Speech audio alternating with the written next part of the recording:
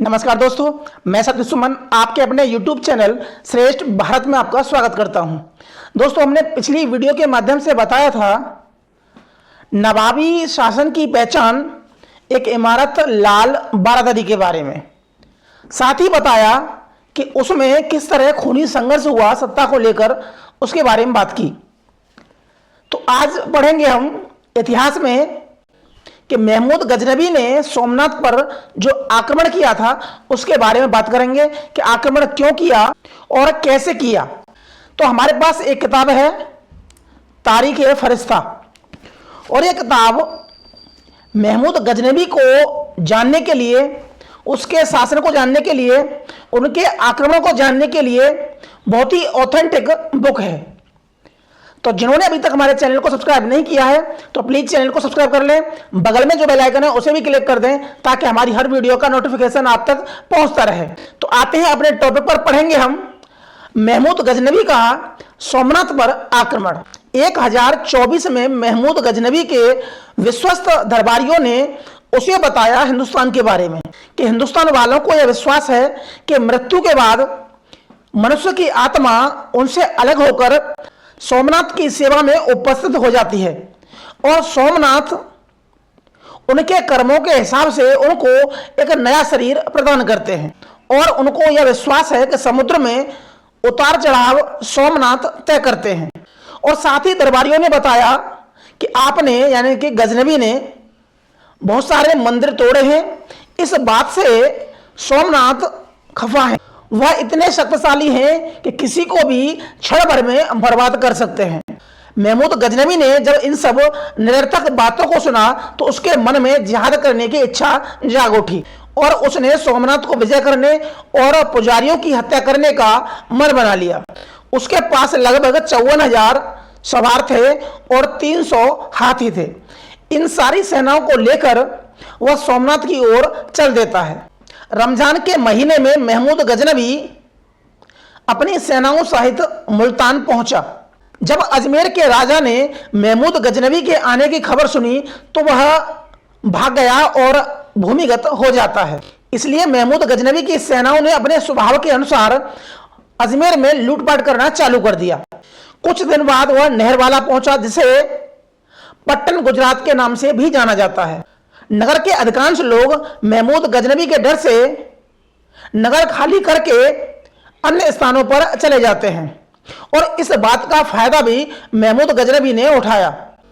महमूद गजनबी ने उस नगर से लूटा खाद्यान्न और खाद्यान्न को लेकर वह आगे की ओर यानी कि सोमनाथ की ओर चल देता है।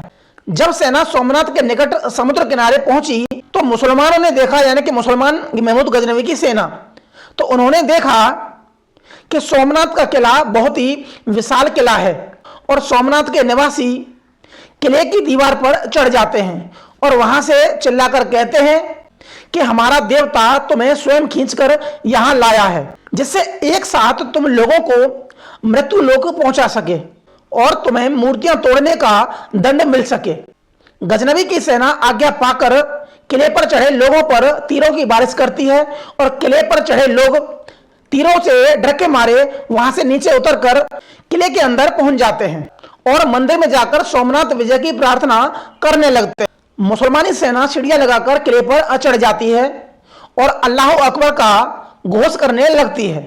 इस दिन सुबह से शाम तक युद्ध चलता रहा। दूसरे दिन किले के एक भाग को तोड़ दिया गया। यह दशा देखकर सोमनाथ के निवासी अलग अलग भागों में बंट जाते हैं और सोमनाथ की मूर्ति से लिपटकर एक दूसरे से विदा लेते हैं। हालांकि महमूद गजनबी की सेनाओं ने इन सभी निवासियों का कत्लेआम कर दिया था। तीसरे दिन भी भयंकर युद्ध होता है। इसी बीच नहरवाला का शासक परमदेव भी अपने सेनाओं के साथ वहां पर आ जाता है। दोनों सेनाओं के मध्य भयंकर युद्ध होता है और इस युद्ध में परमदेव की सेना पराजित हो जाती है। इस युद्ध में लगभग 5,000 सोमनाथ के निवासी मारे जाते हैं और बाकी 4,000 सैनिक और नगर के निवासी और पुजारी अपनी जान बचाने के लिए नावों में चढ़कर सारनद्वीप की तरफ भागते हैं। हालांकि गजनबी के सिपाही वहां पर मौजूद थे और उन्होंने नावों को डुबो दिया, जिससे बाकी लोग भी समुद्र में डूबकर मर जाते हैं। जब गजनबी ने देखा कि सारे सैनिक मारे जा चुके हैं, उसका प्रतिकार करने वाला कोई भी यहां नहीं बचा, तब वह मंदिर में प्रवेश करता है। अंदर जाकर देखता है कि सोमनाथ मंदिर का जो प्रांगण था बहुत ही विशाल था।